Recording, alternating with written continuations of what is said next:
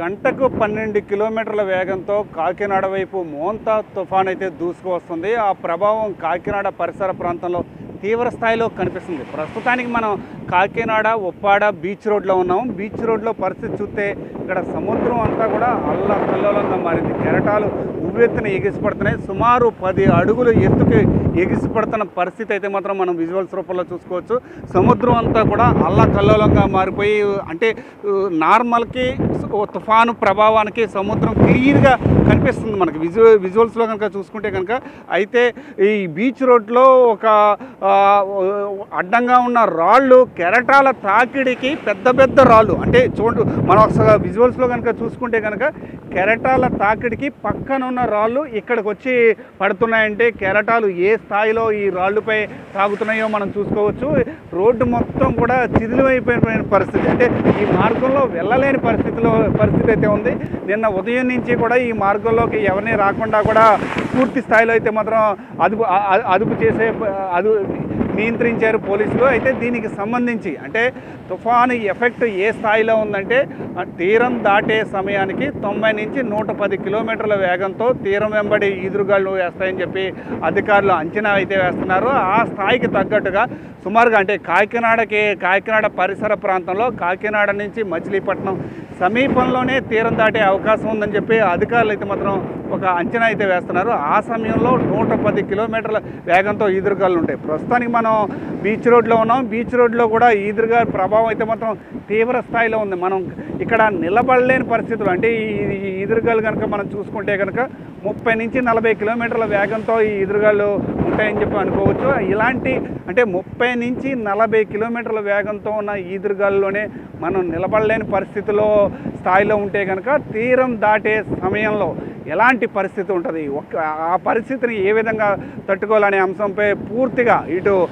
కాకినాడ జిల్లాకి అంబేద్కర్ కోనసీమ జిల్లా ఈ 2 జిల్లాలకు సంబంధించిన కలెక్టర్లు అయితే మాత్రం పూర్తి స్థాయిలో అప్రమత్తమయ్యారు. అయితే అధికార యంత్రాంగాన్ని అంతటినీ కూడా అలర్ట్ చేశారు.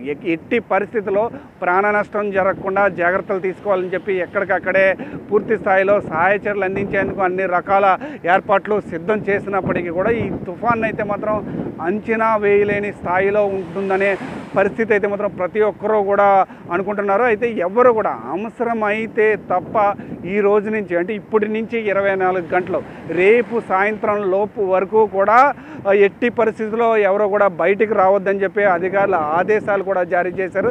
దాని ప్రకారం మనం చూసుకుంటే కనుక సుమారుగా ఇటు తొండంగి దగ్గర నుంచి సకినేటిపల్లి వరకు అంటే సముద్ర తీర ప్రాంతం అంతా కూడా ఇదే పరిస్థితి నెలకొంది. ఇటు తొండంగి అంటే మనకి ఉమ్మడి తూర్పుగోదావరి జిల్లా విషయానికి కనుక వస్తే కనుక 13 మండలాల సముద్ర తీర ప్రాంతం 140 కిలోమీటర్ల మేర అయితే ఉంది. ఈ సముద్ర తీర ప్రాంతం వెంబడి అందరూ కూడా ఎట్టి పరిస్థితిలో అంటే ఎవరో కూడా సముద్ర తీర ప్రాంతంలో ఉండొద్దు, పరిస్థితి కూడా అత్యంత దారుణంగా ఉందని కూడా మనం చెప్పుకోవచ్చు. అయితే కాకినాడ పోర్టుకి సంబంధించి 7వ ప్రమాద హెచ్చరికలు జారీ చేశారు. 7వ ప్రమాద హెచ్చరికలు అంటే హై డేంజర్, అంటే ఖచ్చితంగా తుఫాను దగ్గరలో ఉంది అని చెప్పడానికి ఒక సూచికగా కూడా మనం చెప్పుకోవచ్చు. అయితే 7వ ప్రమాద హెచ్చరికలు కూడా జారీ చేశారు. సముద్ర తీర ప్రాంత ప్రజలందరినీ కూడా సురక్షిత ప్రాంతాలకైతే మాత్రం ఇప్పటికే తరలించారు. ఏదేమైనప్పటికీ కూడా తుఫాను తీరం దాటే సమయానికి మాత్రం 110 కిలోమీటర్ల వేగంతో ఈదురుగాలు ఉండే అవకాశం ఉంది. అందువల్ల ఎవరు కూడా బయటికి రావద్దని చెప్పి ఆదేశాలు అయితే మాత్రం జారీ చేశారు. అత్యంత భయానకమైన పరిస్థితులు కూడా ఉంటాయి. అందువల్ల ప్రతి ఒక్కరు కూడా జాగ్రత్తగా ఉండాలని చెప్పి అధికారులు కావచ్చు, లేకపోతే రాజకీయ నాయకులు కావచ్చు, అంటే కొంతమంది మత్స్యకారుల విషయానికి వస్తే కనుక ఈ తుఫాన్లు ప్రతినిత్యం కూడా మత్స్యకారులు చూస్తూనే ఉంటారు.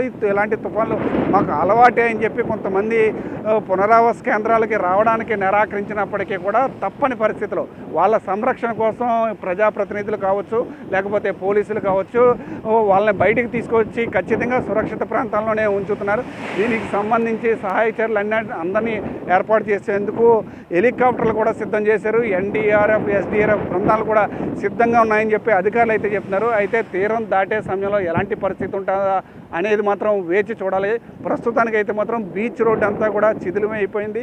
సముద్ర తీర ప్రాంతం అంతా కూడా అంటే సముద్రం అంతా అల్లకల్లోలంగా కూడా మారిపోయింది. అంటే తుఫాను ప్రభావం కాకినాడ పరిసర ప్రాంతంలో క్లియర్గా కనిపిస్తుందని కూడా మనం చెప్పుకోవచ్చు. ఇది ఇక్కడ పరిస్థితి. కెమెరా పర్సన్ చైతన్యతో సతీష్, 10 టీవీ, కాకినాడ బీచ్ నుండి.